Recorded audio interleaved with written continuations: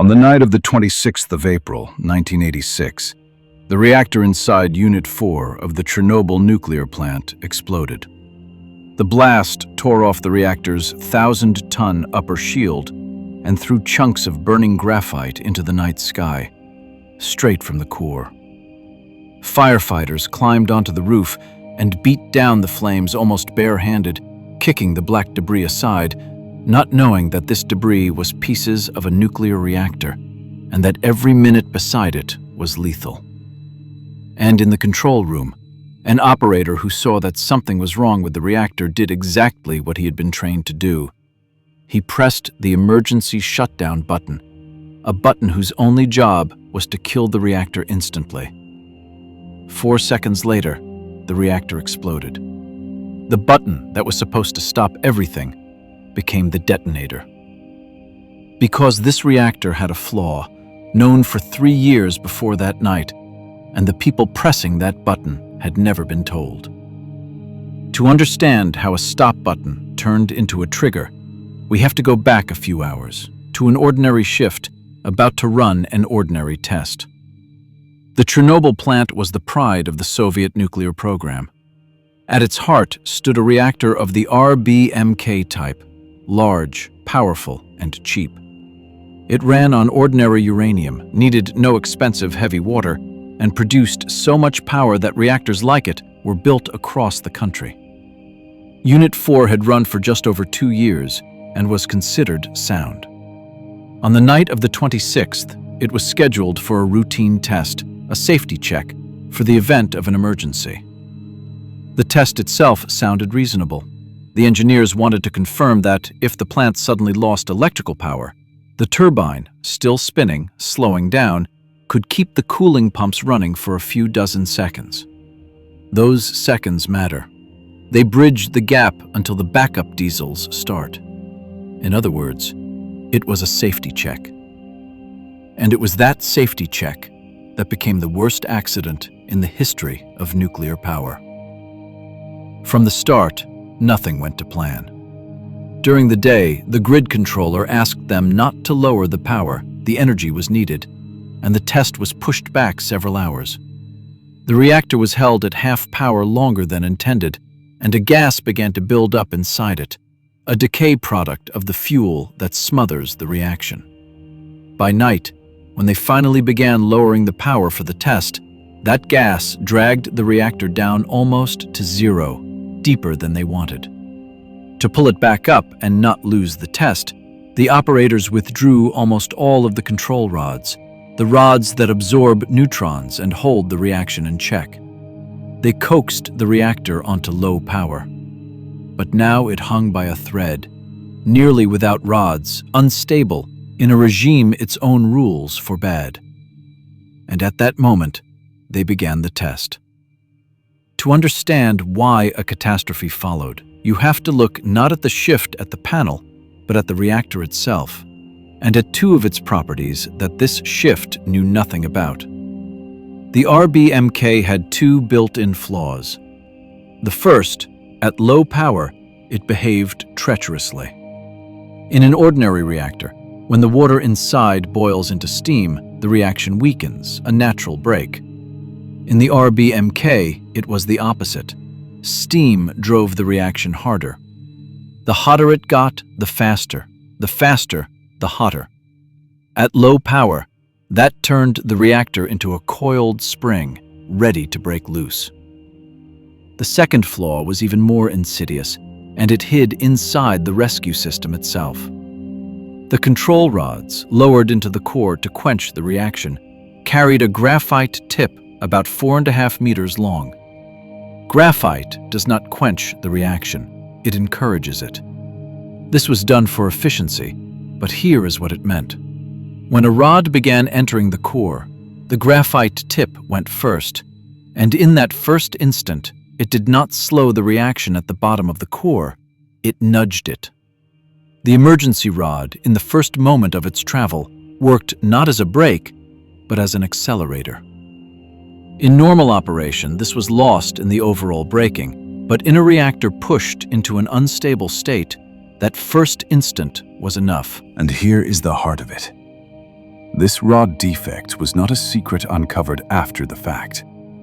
It was discovered 3 years before Chernobyl, in 1983, during the startup of an identical reactor at the Ignalina plant in Lithuania. Engineers recorded the effect, understood the danger, and proposed redesigning the rods. But the design was not changed. The limits that should have stopped operators from withdrawing too many rods were meant to be imposed, and never were. And above all, the people who worked with these reactors every day were never told. The men at the panel of Unit 4 did not know that, under certain conditions, their emergency button could do the exact opposite of what it was for. In 1983, 3 years before that night, the system had a chance. It let it pass in silence. At 23 minutes past 1 in the morning, the shift began the test. They cut the steam to the turbine and let it spin down. And the reactor, hanging by its thread, began to climb. The first flaw, the steam effect, had woken. The operators noticed, and they did the only thing the training pointed to. The shift supervisor ordered a shutdown, and the operator pressed the emergency button, AZ5. Every rod dropped at once. The graphite tips entered the overheated, unstable core first, and instead of quenching the reaction, in the first instant they spurred it. The second flaw had fired. The reactor's power surged dozens of times over in seconds. The fuel began to shatter, water flashed to steam, pressure tore loose. The first explosion came, a steam blast, and 2 or 3 seconds later, the second, more powerful. It scattered the core and ripped off the 1,000-ton upper shield. The reactor was open. The graphite from its heart was now burning under open sky. Outside, in the dark, no one yet grasped the scale. The firefighters who came first saw flames on the roof and went to put them out. The commander of one of the first crews, Lieutenant Valery Legasov, was among them. They did not know it was a reactor burning, did not know about the radiation. No one had told them, because in those first hours, even the leadership would not admit it. They stood in places where the dose was fatal and did their work. Valery Legasov died 16 days later of acute radiation sickness. He was 23 years old. In the first weeks, more than 200 people were hospitalized. In 134, doctors confirmed acute radiation sickness. 28 of them died in the months that followed. These numbers are the ones established precisely and accepted by international commissions. How many more the radiation took years later is still argued over, and honest estimates differ several-fold. So here we name only what is confirmed. And hundreds of thousands would go out to clean up after it. Firefighters, soldiers, miners, engineers, who tamed the zone, built a shelter over the reactor, and shoveled graphite off the roof by hand where the machines failed. The town of Pripyat, where the plant's workers lived, merely 50,000 people, was left in the dark for almost a day and a half. The evacuation was announced only 36 hours after the blast. People were told, "It's for 3 days. Take only what you need." They never came back. A zone with a radius of 10 kilometers was sealed around the plant, then widened to 30. Pripyat stands empty to this day. When they began to look for causes, the first official version, the one the Soviet Union presented to international experts in 1986, laid the blame on the operators. They broke the rules.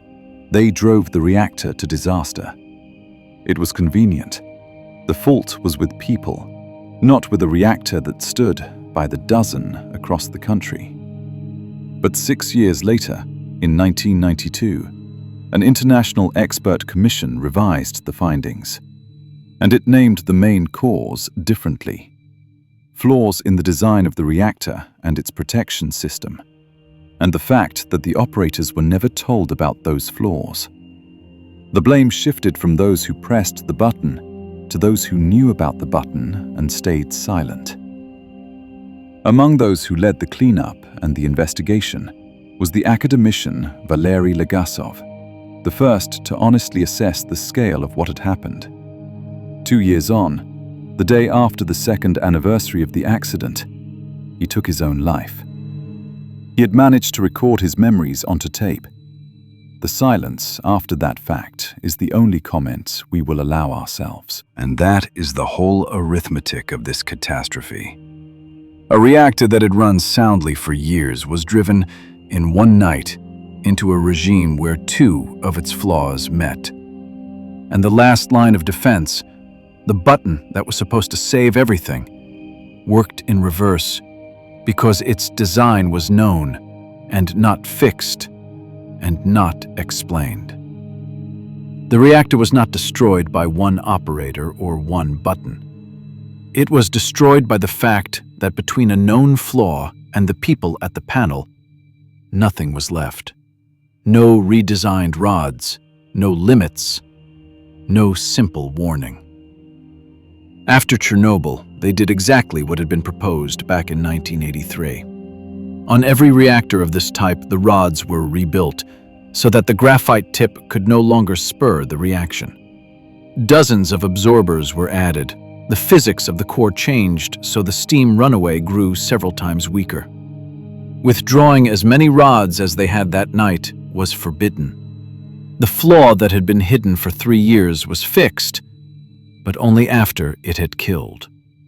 Unit 4 itself was sealed under a hasty shelter, and 30 years on, a vast steel arch was rolled over it, a new containment built to last a century.